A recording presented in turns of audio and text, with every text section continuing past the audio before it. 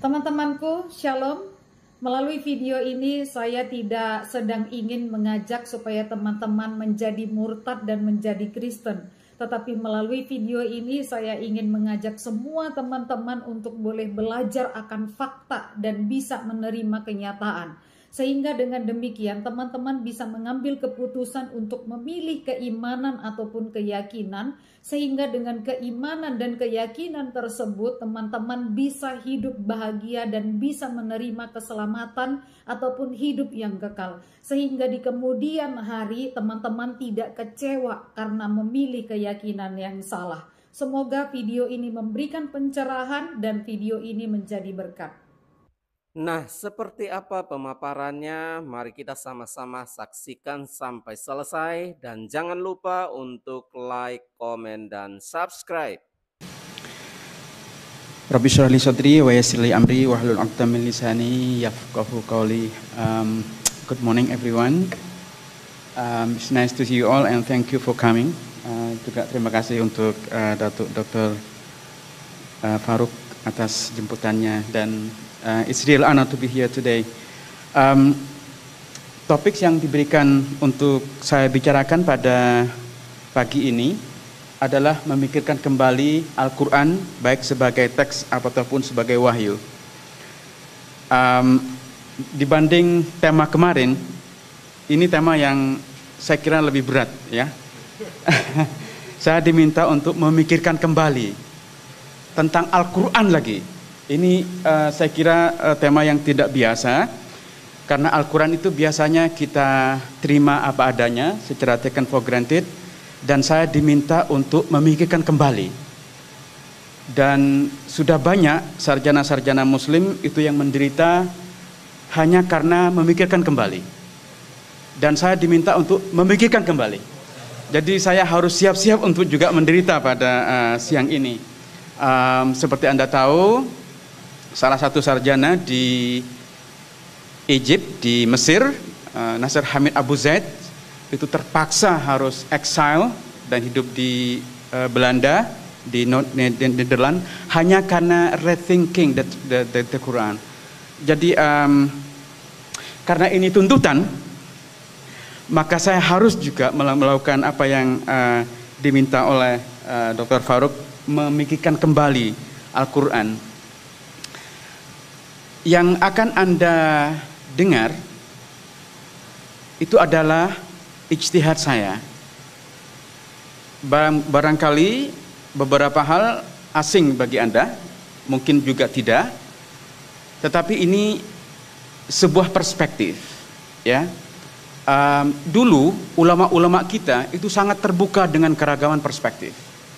Anda bisa lihat misalnya Tobari yang menulis tafsir yang terkenal itu, Jami'ul Bayan fi Ta'wil Ayil Quran. Salah satu ciri dari Tobari, ulama muslim yang menulis tafsir terkenal abad ke-4 atau abad ke-9 dalam tahun Masehi, setiap ayat atau bahkan kata yang dia tafsirkan selalu diawali dengan kalimat fihi ta'wil. Dalam hal ini ada banyak penafsiran. Dan beliau akan sebutkan, ini orang yang berpendapat begitu. Dia akan mengatakan, ini orang-orang yang mengatakan, disebut dengan riwayatnya. Ini juga yang akan mengatakan berbeda. Jadi ulama dulu itu sangat terbuka dengan keragaman pandangan. Bahkan terhadap pendapat-pendapat yang dia tidak setuju. Coba kita bandingkan sekarang. Kita yang hidup di abad 21. Jangankan kita mengutip pendapat orang yang berbeda. Di buku kita. Kita tidak mengutip, bahkan kita menghajar, menghina, mengkondem orangnya, bukan bahkan pendapatnya. Nah, yang ingin saya ajukan adalah satu perspektif yang mungkin berbeda, tetapi saya sebenarnya mengikuti tradisi klasik, bahwa keragaman pandangan itu harus kita rayakan, harus kita celebrate. Saya akan fokus pada dua hal. Karena diminta untuk bicara tentang Quran, baik sebagai teks ataupun sebagai wahyu. Ini yang akan menjadi, saya memang persiapkan prepare PowerPoint in English. Mungkin ada perbedaan kata, istilah, pengucapan dan seterusnya. I hope the slide in English would help somehow. Saya akan pertama memfokuskan pada sejarah teks Al-Quran dan apa kaitannya dengan pemahaman baru terhadap wahyu. Ya, jadi ini yang akan menjadi fokus pembicaraan saya pada siang ini. Nah, mari kita mulai dengan yang pertama tentang teks Al-Quran.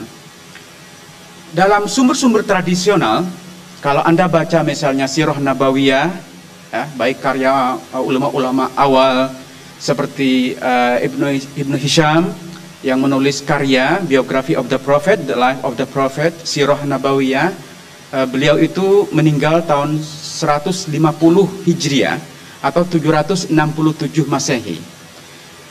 Dan juga karya-karya setelahnya, kalau Anda baca Tarikh Tabari, Futuh Buldan dan seterusnya, Anda akan melihat bahwa Al-Quran digambarkan sebagai turun di daerah yang sangat primitif, di Mekah dan Madinah, yang digambarkan dalam deskripsi the environment within which the Quran immersed as pagan in nature. Mereka adalah orang-orang musyrik yang punya peradaban yang primitif.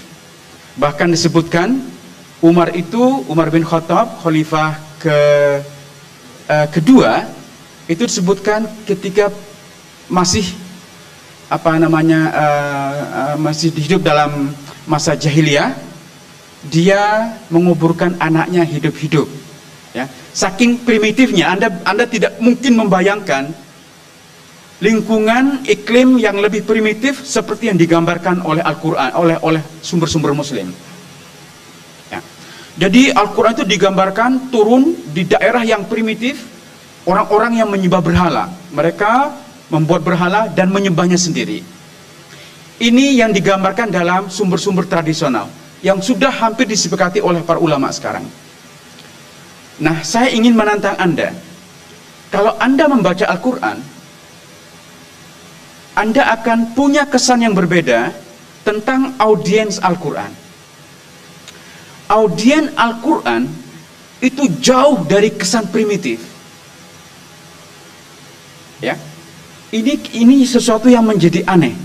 Kalau saja Al-Quran turun di wilayah Mekah dan Madinah yang primitif, yang menyembah berhala, Anda tentu akan berharap, you expect to find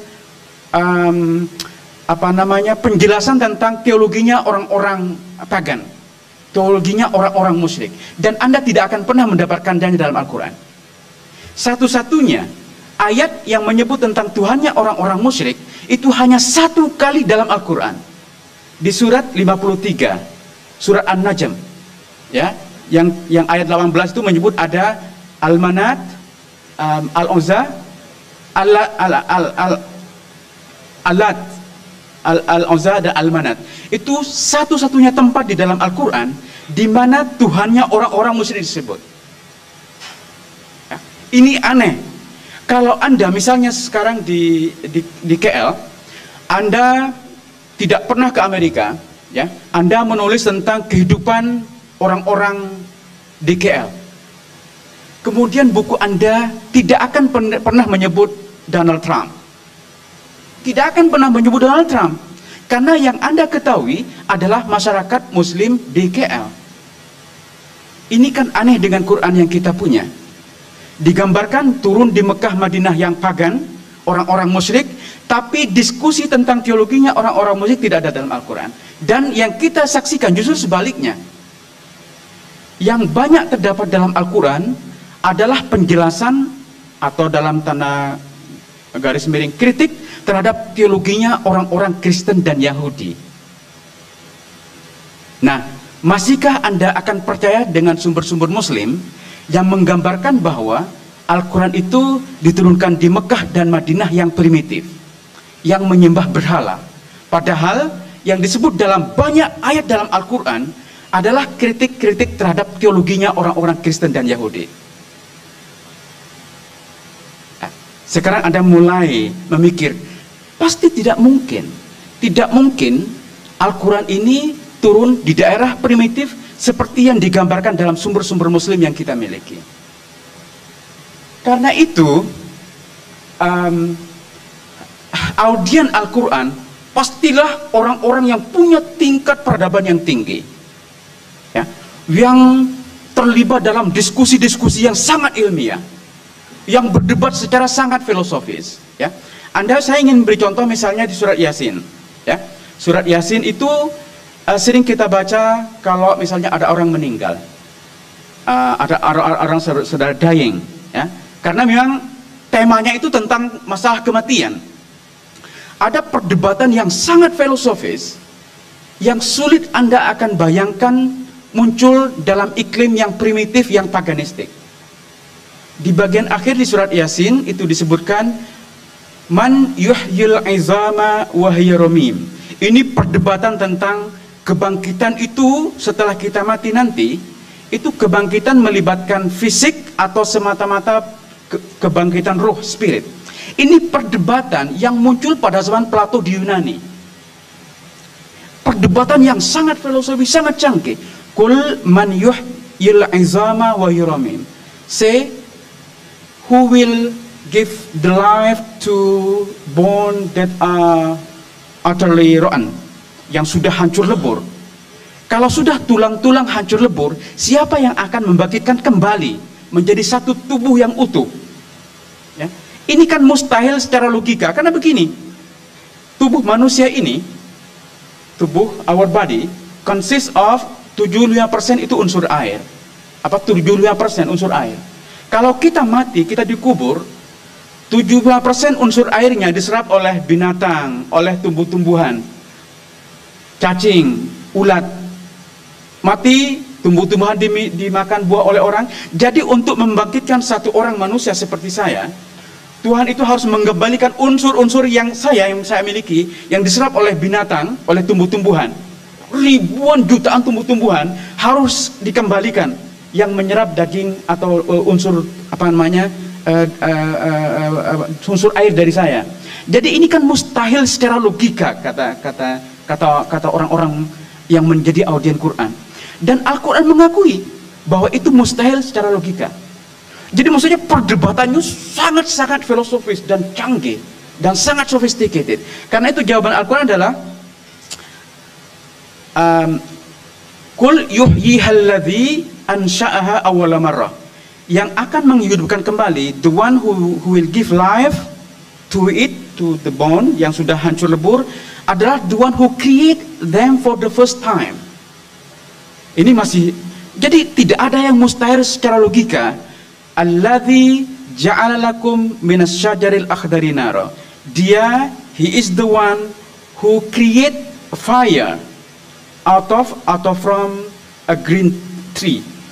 Minas syajaril akhdari nara. Jadi Tuhan itu bisa menciptakan api yang panas dari kayu-kayu yang hijau, akhdari nara. Ini kan mustahil secara logika, tapi kata Tuhan, kata Al-Quran, tidak ada yang logically impossible for God. Perdebatan seperti ini tidak mungkin Anda bayangkan, ini poin saya, akan lahir di daerah yang primitif seperti yang digambarkan dalam sumber-sumber Muslim. Belum lagi kalau Anda berbicara tentang perdebatan teologis. Jadi audiens Al-Quran itu sangat berbeda dengan yang digambarkan dalam sumber-sumber Muslim.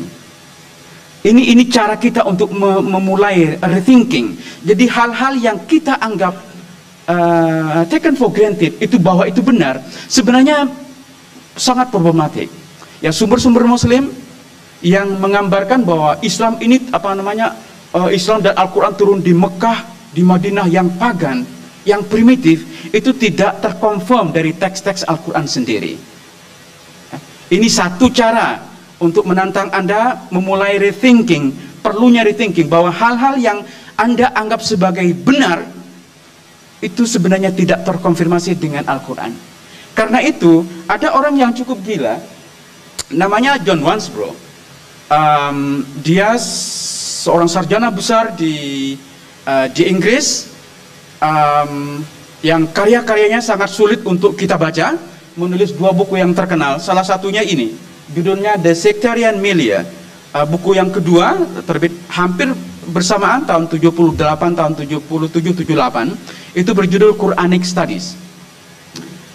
Wansbrough ini kita boleh tidak setuju dengan jawabannya, tapi dia telah mengadres persoalan yang penting.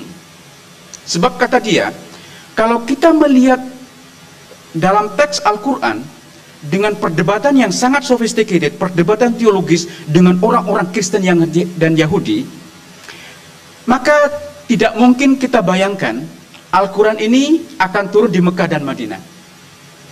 Tidak mungkin. Seperti yang saya tadi contohkan itu, kalau Anda menulis buku di KL, ya, Anda tertutup di sini, tidak tahu apa-apa tentang dunia luar, Anda tidak akan menulis tentang sejarah Donald Trump. Tidak mungkin. Anda akan menulis hal-hal yang Anda ketahui di sini, tentang kehidupan, tentang macetnya jalan, traffic dan seterusnya di sini di KL. Tapi kenapa Al-Quran itu merekam perdebatan yang sangat filosofis, yang sangat teologis, yang sangat sophisticated terhadap orang-orang Yahudi dan orang-orang Kristen? Kata orang yang gila ini, John Wansbrough, pastilah, ini kita boleh tidak setuju dengan jawabannya. Kata dia, pastilah Al-Quran ini tidak mungkin turun di Mekah dan Madinah. Pada abad ke-6 dan ke-7, daerah yang memungkinkan terdapat perdebatan yang sangat sophisticated, perdebatan teologis, terutama antara orang-orang Yahudi dan Kristen, itu hanya akan terjadi di Mesopotamia. Maka menurut dia, Al-Quran itu pasti muncul di daerah Mesopotamia, di Irak sekarang. Kita boleh tidak setuju dengan jawabannya, tapi dia telah mengajukan the right question. Kalau Anda percaya dengan sumber-sumber Muslim, maka Anda harus maka sumber-sumber Muslim itu telah berbeda sepenuhnya dengan gambaran yang ada dalam Al-Quran. Nah, karena itu kita perlu rethinking terhadap sumber-sumber Muslim, the Muslim sources yang kita miliki sekarang. Nah, dalam banyak penelitian mutakhir, anggapan bahwa Arabia, Mekah dan Madinah sebagai daerah yang primitif, yang terisolasi dari dua peradaban besar di Bizantin dan Persia, itu sudah mulai questionable, sudah mulai call into question. Jadi kita tidak mungkin lagi membayang, jika kita masih mempercayai bahwa Al-Quran itu turun di Mekah dan Madinah, maka pastilah orang-orang di Mekah dan Madinah itu sudah sangat familiar dengan perdebatan-perdebatan teologis yang direkam oleh Al-Quran. Kalau Anda misalnya lihat bagaimana Al-Quran menceritakan kisah-kisah dalam Bible, biblical figures, biblical stories, biblical narrative, ya, Al-Quran itu tidak pernah menceritakan secara detail. Artinya apa? Artinya the Quran assume that its audience has already been familiar with the stories. Sehingga tujuan Al-Quran bukan menceritakan cerita demi cerita, tapi supaya audiensnya mengambil ibrah, mengambil pelajaran. Karena Al-Quran itu sudah mengasumsikan audiensnya itu familiar dengan perdebatan teologis, cerita-cerita dalam Bible. Ini lagi-lagi mendorong kita untuk mempertanyakan sumber-sumber Muslim yang kita miliki. Masihkah kita percaya bahwa audience within which the Quran emerged itu pagan, itu musyrikun?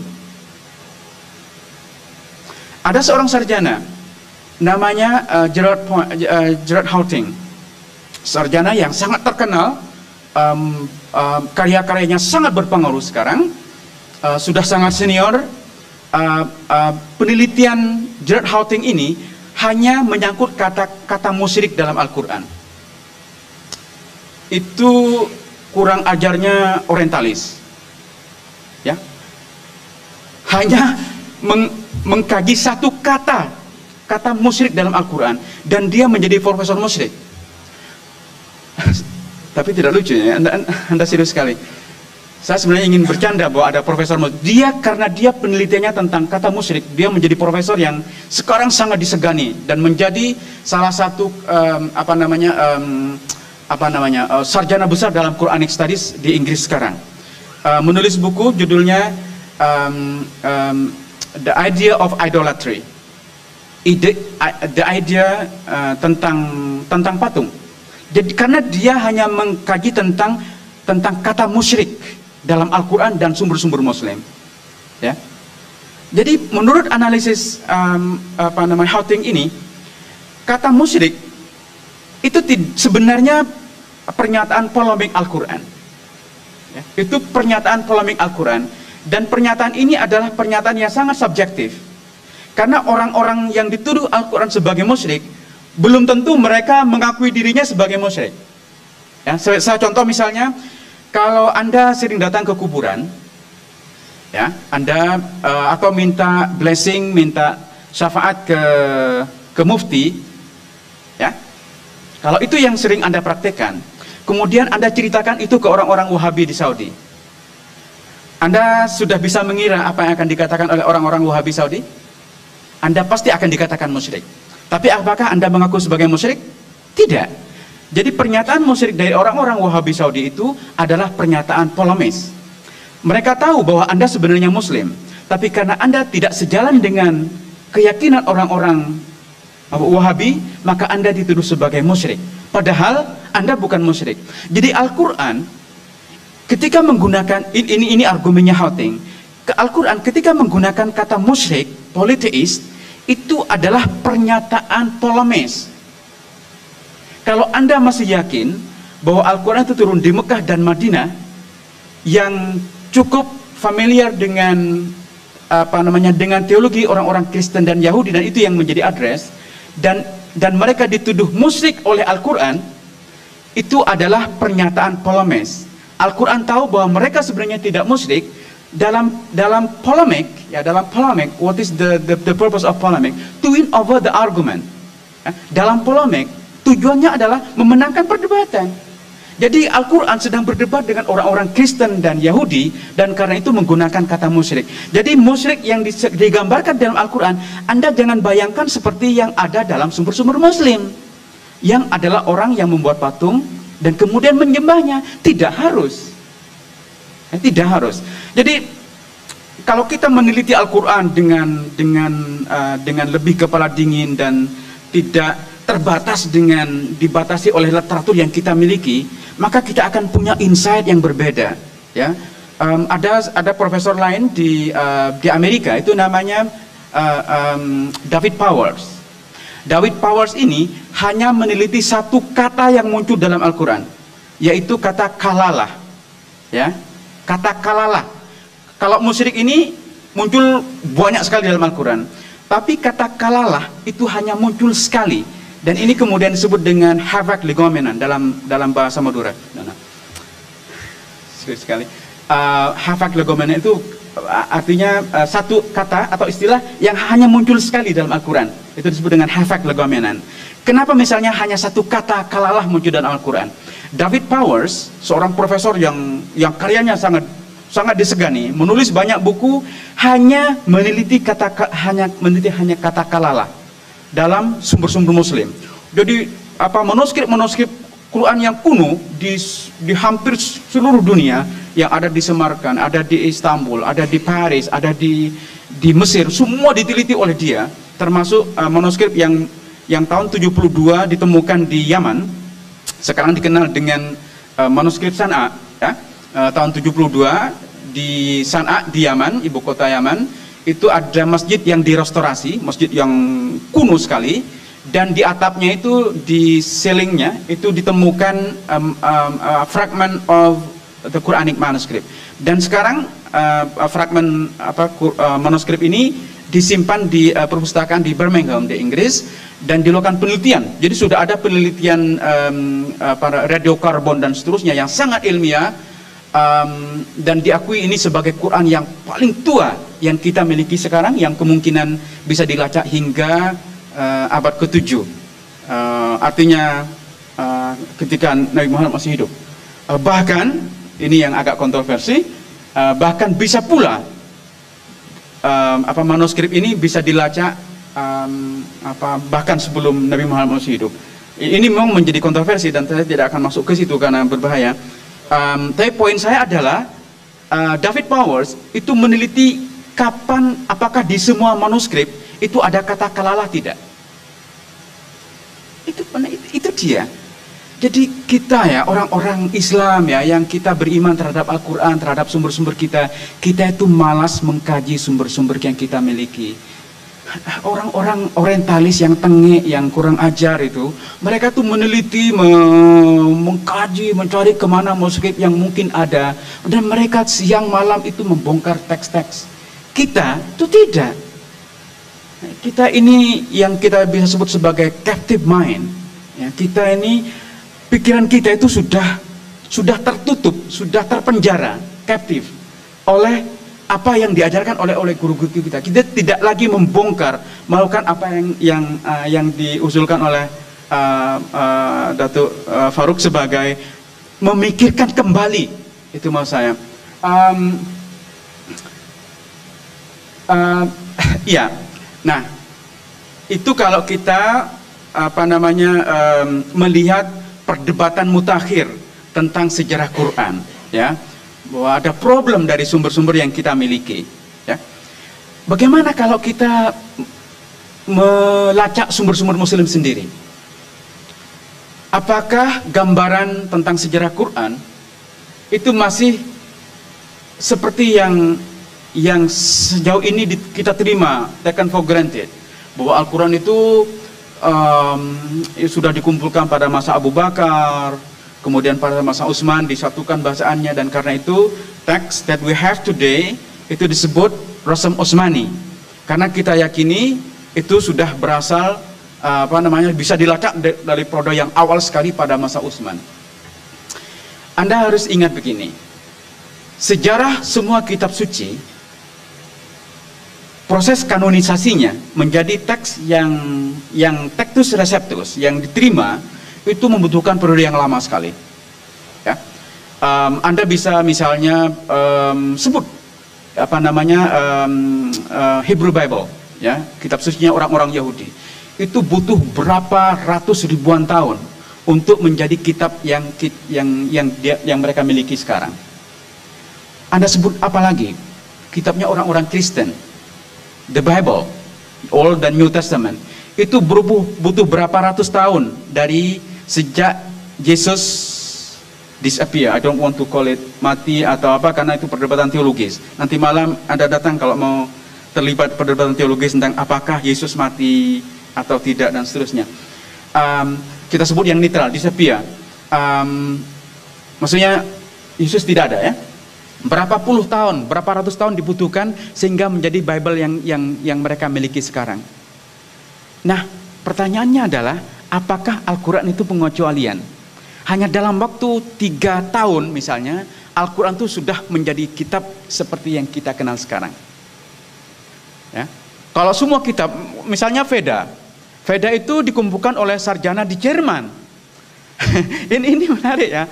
Ini kitabnya orang Hindu, itu dikumpulkan belakangan abad ke-18, dan yang mengumpulkan itu bukan orang Hindu sendiri yang sekarang dianggap sebagai kitab suci. Jadi proses kanonasi teks menjadi kitab yang diterima di setiap agama itu membutuhkan proses yang panjang sekali, ratusan bahkan ribuan tahun proses menjadi kitab yang kita miliki.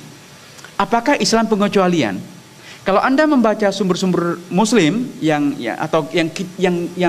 kita diajari oleh guru-guru kita, maka jawabannya iya. Kitab suci Muslim itu pengecualian, karena dari zaman Abu Bakar, Utsman sudah dikumpulkan menjadi satu mushaf, ya. Itu yang kita imani secara taken for granted, bahwa Islam is an exception, pengecualian.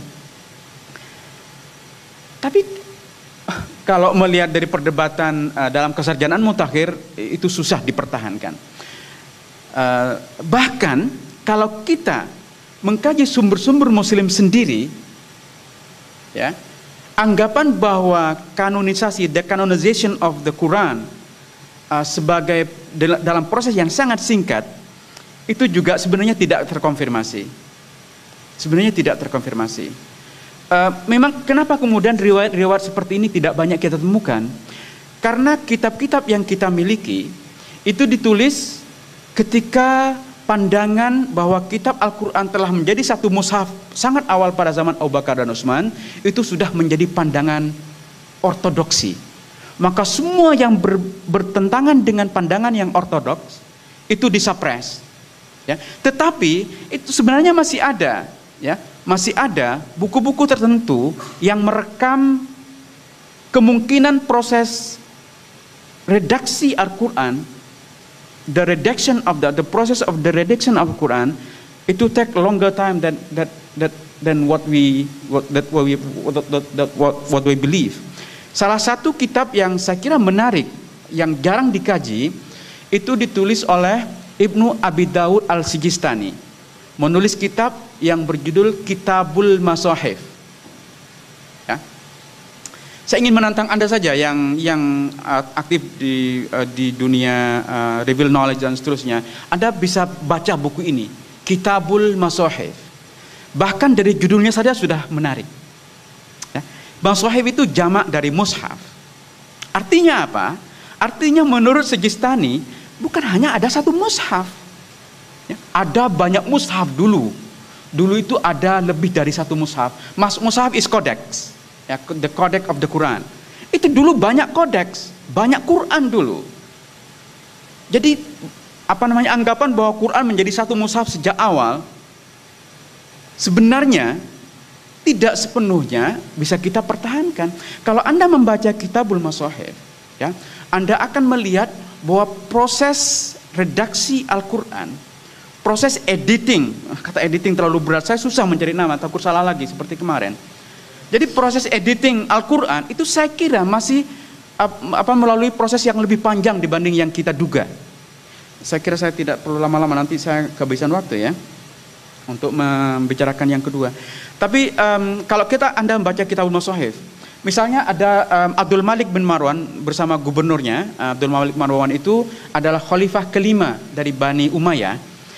Dia punya gubernur di Irak namanya Hajjaj bin Yusuf yang sangat agresif. Mereka membentuk satu komisi untuk mengedit Al-Quran. Di antara orang-orang, the members of the commission to edit the Quran, itu ada seorang yang bernama Ubaidullah bin Ziyad. Anda bisa baca di Kitabul Masahif di Al-Sijistani. Itu disebutkan bahwa Ubaidullah bin Ziyad ini menambah alfain alifin. Dia menambah 2000 alif ke dalam Al-Quran. Dulu tidak ada alif, ya. Dulu kalau kalimat dibaca panjang itu tidak dengan ada alifnya, tapi cukup dikasih tanda. Seperti misalnya Bismillahirrahmanirrahim. Bismillah, la itu kan panjang, tapi kan tidak ada alifnya, hanya dikasih harkat, ya. Alif. Dan jadi masih banyak di Quran sekarang yang kata-kata panjang itu tidak ditambah dengan alif. Nah, Abdullah bin Ziyad ini adalah satu di antara members of the commission yang menambah-nambah alif ke dalam Al-Quran. Ya. Salah satu yang menjadi perdebatan ini, jadi dulu itu orang berdebat tentang Quran itu biasa sekali. Biasa sekali. Orang menganggap Quran itu salah, itu dulu biasa. Ini kita tidak mungkin sekarang. Saya bisa dibunuh kalau mengatakan itu. Halal darahnya. Dulu Utsman saja, Anda tahu Utsman itu orang yang punya inisiatif untuk menyatukan Quran. Bacaan Quran. Utsman sendiri, Anda ini ada dalam sumber-sumber Muslim, ini ada. Hanya kita malas tidak baca. Ini problemnya orang Muslim. Saya juga. Ya, kita tuh tidak baca. Utsman, khalifah kedua, khalifah ketiga, ketika menyaksikan ada yang salah dalam Al-Quran, kata Utsman, biarin saja. Orang-orang Arab kita ini pasti tahu cara membacanya yang benar. Aisyah, istri Nabi, ini ada di tafsir Jami'ul Bayan punya Tabari. Ini ada.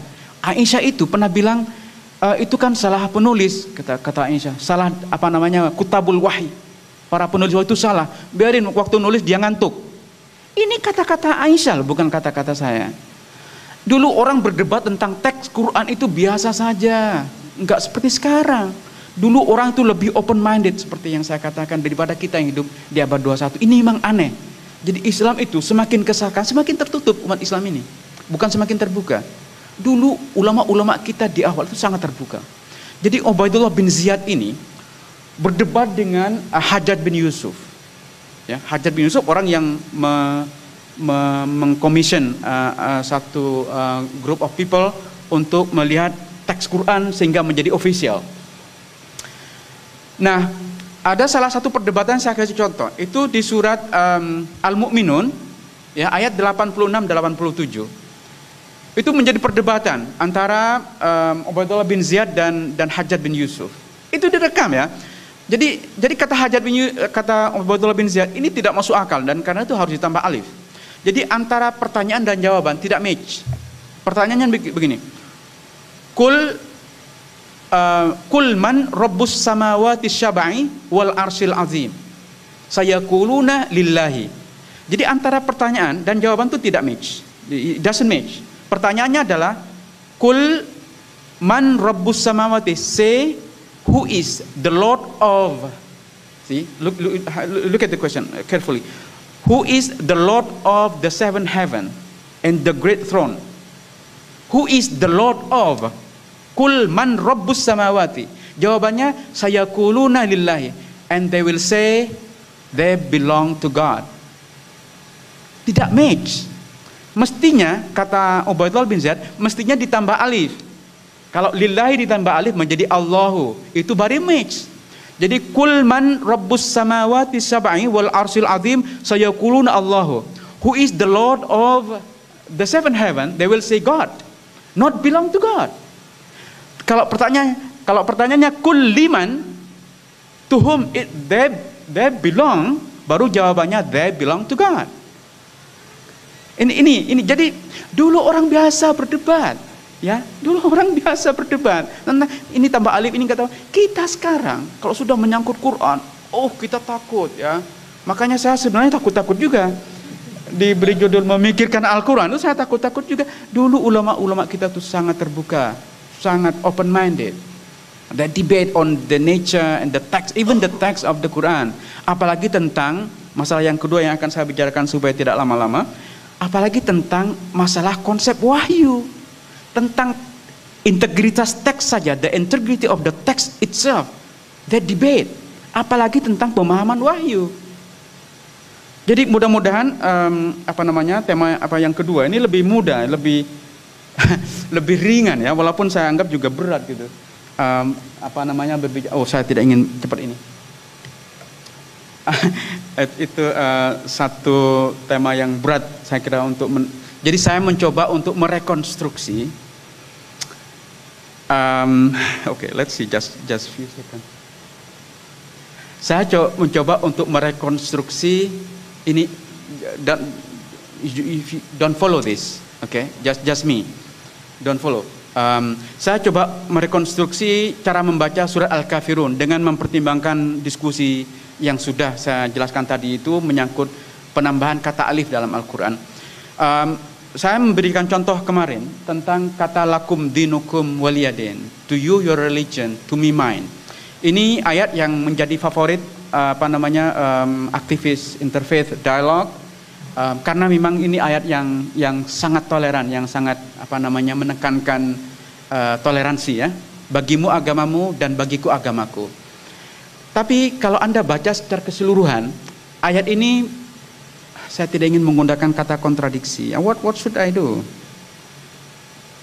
Tapi ayat terakhir itu toleran, tetapi ayat sebelumnya itu sebenarnya sangat tidak toleran, sangat tidak toleran. Mereka itu bahkan menegasikan Tuhan orang-orang kafir. Ya, coba Anda baca. Qul ya ayyuhal kafirun la a'budu ma ta'budun. Saya tidak menyembah apa yang kamu sembah, dan saya bukan penyembah apa yang kamu sembah. Diulang lagi. Dan kamu bukan penyembah yang saya sembah, dan saya pun bukan penyembah yang kamu sembah. Tapi kemudian diakhiri dengan lakum dinukum waliyadin. Bagimu agamamu, bagiku agamaku. Ini kan sebenarnya doesn't match. Ya, yang 4 ayat pertama itu eksklusif. Itu eksklusif karena menegasikan Tuhan orang lain. Tetapi diakhiri dengan inklusif. How to make it, how to reconcile. Ini pikiran gila. Kalau Anda baca, assume that alif itu ditambah, Anda baca la bukan sebagai negation, tapi dengan pendek, maka menjadi lamu taukid. Maka ayat ini bisa kita baca seperti begini. Qul ya ayyuhal kafirun la a'budu ma ta'bud. Jadi artinya, wahai orang-orang kafir, saya sebenarnya menyembah yang kamu sembah, dan kamu pun menyembah yang saya sembah, dan kemudian seterusnya. Kendati demikian, kendati kita menyembah Tuhan yang sama, silakan kamu mengimani agamamu dan saya mengimani agama saya. Dan bacaan seperti ini secara ide, ya, secara idea, secara konseptual, ini dikonfirmasi dengan ayat Al-Qur'an yang lain. Ya, ketika ada ayat Quran mengatakan la tujadilul ahlal kitab billati hiya ahsan, itu diakhiri dengan ilahuna wa ilahukum wahid. Anda harus tahu itu. Jadi ketika Al-Quran mengadres ahlul kitab, orang-orang yang non-muslim, diakhiri dengan pernyataan ilahuna wa ilahukum wahid. Tuhan kami dan Tuhan kalian is the one same God. Ya kan? Jadi orang-orang muslim dan ahlul kitab, Yahudi dan Kristen, kami semua mengimani dan menyembah satu Tuhan yang sama. Bagaimana mungkin? Ini kalau Anda mau berpikir agak logika, bagaimana mungkin di sini Tuhan mereka itu, orang-orang yang non-muslim itu dinegasikan? Padahal di ayat yang sangat eksplisit, ilahuna wa ilahukum wahid, Tuhan kami dan Tuhan kalian adalah Tuhan yang sama, itu sangat confirm. Jadi ide bahwa Muslim dan ahlul kitab menyembah Tuhan yang sama itu terkonfirmasi. Bagaimana mungkin di sini dinegasikan, maksud saya? How is it possible? Okay, just forget it. It's too difficult. Saya hanya punya waktu 10 menit untuk berdiskusi tentang tema kedua tentang wahyu. Tetapi poin kecil yang ingin saya sampaikan adalah begini. Salah satu yang menjadi penekanan dari konsep tradisional tentang wahyu, ya, yang sudah kita terima for granted. Jadi kalau Anda ditanya tentang what is the definition of wahyu, ya, Anda baca ulumul Quran, maka definisi yang Anda dapatkan adalah Al-Quran huwa kalamullah al-munazzal ala an-nabi Muhammad biwasitah Jibril, kan? Jadi Quran is the word of God revealed to the Prophet Muhammad through the angel Gabriel. Itu sudah menjadi kesepakatan, dan karena itu gambaran tentang Nabi Muhammad itu disebut sebagai pasif. Ya, berbeda dengan agama misalnya Kristen, ya. Jadi kalau dalam Islam secara tradisional, the Quran is the word of God, word for word. Itu dalam, jadi tidak ada intervensi manusia. Jadi Nabi Muhammad itu digambarkan pasif, hanya penerima, pasif receiver. Dia penerima yang pasif, tidak punya apa. Karena Al-Quran ini semuanya kalam dari Allah, bahkan bahasanya Arab itu adalah bahasa Allah. Dan karenanya Muhammad itu tidak punya peran apa-apa, dia itu pasif. Nah, kalau dalam tradisi agama lain, misalnya Kristen, ada intervensi manusia, ya, karena misalnya dalam Kristen the Bible atau misalnya the Gospel, ya, Injil itu kan tidak ditulis oleh Isa, oleh Jesus, tapi ditulis oleh his followers, ya, the apostle. Tapi sebagian kan tidak pernah bertemu dengan Yesus sendiri. Tapi orang-orang Kristen tetap meyakini itu revelation, itu tetap wahyu. Ya, walaupun ditulis oleh manusia, tetapi itu tetap inspired word of God. Nah, Islam, ya, para ulama kita ingin membedakan dari itu. Nah, jadi karena itu mereka mendefinisikan wahyu berbeda dengan orang-orang Kristen. Wahyu dalam pandangan orang-orang Islam yang kemudian menjadi ortodok adalah tidak ada intervensi manusia. Ini semuanya kalamullah dalam makna dan dalam teks, dalam lafaz. Ini sebenarnya untuk membedakan, ya. Dan karena itu Nabi Muhammad itu digambarkan sebagai tidak punya peran apa-apa. Nah, baru belakangan sebenarnya itu mulai muncul beberapa sarjana Muslim yang mempertanyakan definisi klasik, definisi tradisional tentang pemahaman wahyu seperti ini. Karena bagi sebagian orang itu sulit kita membayangkan bahwa Al-Quran ini sepenuhnya tidak ada unsur historisnya. Nah, seperti tadi dan juga menjadi perbincangan kita, kalau saja Al-Quran turun di Malaysia, apa masih mungkin turun dalam bahasa Arab? Ya, pasti bahasa Melayu kan? Nah, ketentuan, jadi ketika Al-Quran turun dalam sejarah manusia, ada unsur-unsur manusiawi, maka dia menggunakan bahasanya manusia. Bahasa bilisani qaumihi. Ini kutipan dari tadi Prof Munir. Jadi ada jadi Al-Quran itu menggunakan bahasa manusia. Bagaimana mungkin kemudian tidak ada intervensi manusia? Padahal Al-Quran ini menggunakan bahasa manusia, menggunakan idiom human yang bisa dipahami oleh manusia saat itu. Misalnya kenapa Al-Quran itu menggambarkan sorga begitu aja sih gitu. Anda kalau tinggal di Malaysia ya, dengan green yang seperti ini indahnya, apa enaknya sorga yang digambarkan Quran? Malaysia is still more beautiful. Ya kan? Al-Quran itu kan menggambarkan sorga itu mengalir di bawahnya air-air dan ada tumbuh-tumbuh. Di sini yang nggak ada enaknya.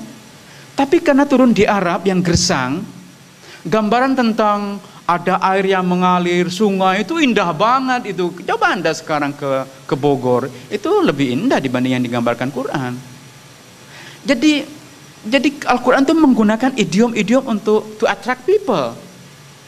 Karena itu dia menggunakan idiom-idiom manusia. Misalnya sekarang yang menjadi perdebatan itu orang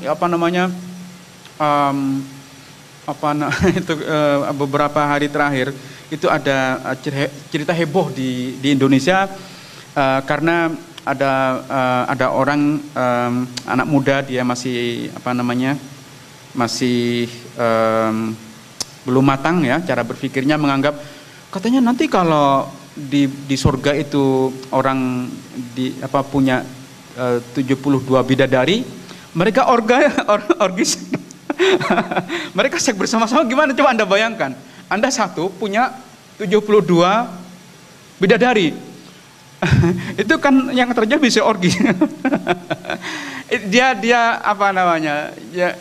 dia belum matang, jadi dia mikirnya begitu. Kenapa? Coba Anda mikir, kenapa sih Al-Quran menjanjikan bahwa nanti di surga akan disediakan 72 bidadari? Itu juga karena ada faktor kultur Arab. Ya, di Arab waktu itu orang itu bisa punya istri semaunya, ya kan? Terserah dia mau 1000 istri, ya terserah dia gitu. Kalau dia punya duit, silakan punya banyak istri. Nah, Islam itu datang dengan membatasi. Ya, jangan banyak-banyak lah, 4 lah kalau kalian bisa. Ya kalau nggak bisa ya 1 saja gitu kan. Terus orang protes, loh, yang ngapain saya masuk Islam? Mending saya tetap dengan agama saya. Kan agama saya bisa saya punya istri 100, sementara saya kalau mau Islam hanya boleh 4. Mending saya nggak masuk Islam. Kata Quran, ya tapi nanti kalau Anda masuk surga, Anda punya banyak. Ya, jadi ada unsur kultur Arabnya, maksud saya. Dan karena itu menganggap bahwa tidak ada unsur manusiawi dalam teks Quran, itu sekarang menjadi tidak fashionable. Maka orang-orang seperti Fazlur Rahman misalnya, itu dia mengatakan bahwa Al-Quran itu ya memang 100% the word of God, no doubt. Tetapi 100% the word of Muhammad as well. Itu kata-kata Rahman dalam buku Islamnya ya. Jadi ada intervensi Nabi Muhammad itu ya di Quran itu ya the word of Muhammad 100%, tetapi dia inspired, divinely inspired. Anda misalnya kalau Anda baca pendapatnya Sahrur atau Sorus. Sorus itu kan punya pendapat yang berbeda. Kata Sorus, kata dia dia nulis buku judulnya itu The Expansion of Revelatory Experience. Jadi kata kuncinya itu revelatory experience, pengalaman kewahyuan. Jadi dia dipengaruhi oleh pemikirannya Jalaluddin Ar-Rumi. Dia mengatakan gini. Oke, I'm done. Saya kira sudah waktunya lewat sedikit. Oke, one more minute. Jadi kata Abdul Karim Sorus, pemikir Syiah ya. Saya sudah sebutkan Abdul Rahman yang Sunni, jadi supaya imbang. Saya sebutkan Syiah juga di sini. Sorus bilang begini, ketika Nabi Muhammad ada dalam pengalaman kewahyuan, revelatory experience, everything he think, everything he imagine is revelation. Ya. Jadi tidak berarti bahwa tidak ada unsur manusiawinya. Jadi ketika Nabi Muhammad ada dalam pengalaman kewahyuan, apapun yang dia bayangkan, apapun yang dia pikirkan, maka itu adalah bagian dari wahyu. Nah, ini bisa menjelaskan teks-teks dalam Al-Quran yang sangat personal, yang tidak ada hubungan dengan, misalnya salah satu contoh, Anda mungkin bertanya, ngapain sih ada deskripsi di Quran tentang Zaid? Ini juga menarik. Satu-satunya nama sahabat yang ada dalam Al-Quran itu hanya satu, namanya Zaid. Zaid ini anak angkatnya Nabi Muhammad yang kawin, dia budak dibebaskan oleh Nabi Muhammad, kemudian kawin dengan bangsawan namanya Zainab yang disebut sebagai orang tercantik di Madinah saat itu. Bisa Anda bayangkan ya,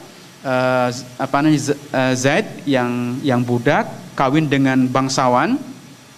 Tapi poinnya adalah ini diceritakan dalam sirah, jadi saya tidak membuat-buat. Suatu saat Nabi Muhammad itu melihat bagian dari tubuh Zainab yang sangat cantik dan ada perasaan ya biasa ser-ser ya, ada perasaan suka Nabi, dan itu diketahui oleh suaminya.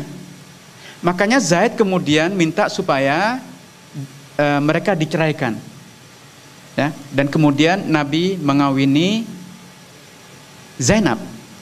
Ini kan personal affairs. It has nothing to do with anything. Kenapa ini ada dalam Quran? Nah, kalau mengikuti argumen Sorus, enggak apa-apa. Karena everything, ketika Nabi Muhammad ada dalam revelatory experience, everything he imagine, everything he think is part of revelation. Nah, penjelasan Sorus seperti ini menjelaskan banyak hal dalam Al-Quran yang mungkin tidak relevan untuk kita sekarang. Mungkin tidak relevan untuk kita sekarang, tapi apapun yang dibayangkan oleh Nabi itu adalah bagian dari revelation. Mengatakan tidak relevan sekarang, mungkin Anda akan, masa di Quran dikatakan tidak relevan sekarang gitu. Tapi ini sebenarnya juga sudah pendapat ulama banyak, misalnya tentang ayat-ayat perbudakan, kan sekarang nggak kita pakai, ya kan? Karena ya kan memang tidak ada perbudakan sekarang, tapi kan juga banyak pekerja-pekerja Indonesia di sini jadikan budak. Ya juga sih. Saya ingin menutup dengan itu. Assalamualaikum warahmatullahi wabarakatuh. Teman-temanku, sekarang engkau sudah mengerti dan engkau sudah mendengar dengan baik tentang fakta-fakta maupun kenyataan-kenyataan yang dijelaskan oleh seorang profesor ternama. Sekarang waktunya jangan terlalu banyak bicara, tetapi renungkanlah dan pikirkan kembali tentang keimananmu. Firman Tuhan berkata, jika engkau mengetahui kebenaran, maka kebenaran itu akan memerdekakan engkau. Jadi, ambil satu tindakan ataupun keputusan yang baik dan yang berguna untuk hidupmu, baik hidupmu di masa sekarang maupun untuk hidupmu di masa yang akan datang. Tuhan Yesus memberkati. Mantap, luar biasa pengajaran, pemaparan yang sangat menarik untuk dipelajari dan tentunya membawa pemahaman bagi kita semua semakin mengerti akan apa yang terjadi di sebelah. Dan tentunya hal seperti ini perlu dipelajari oleh semua orang supaya dapat memahami khususnya agama sebelah, supaya mereka boleh terbuka mata dan melihat yang sedang terjadi.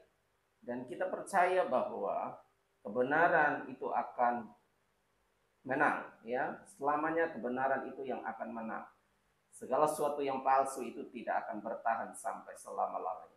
Jadi untuk itu, mari doakan pelayanan pekerjaan Tuhan, pemberitaan Injil semakin lebar dan luas untuk kemuliaan Tuhan.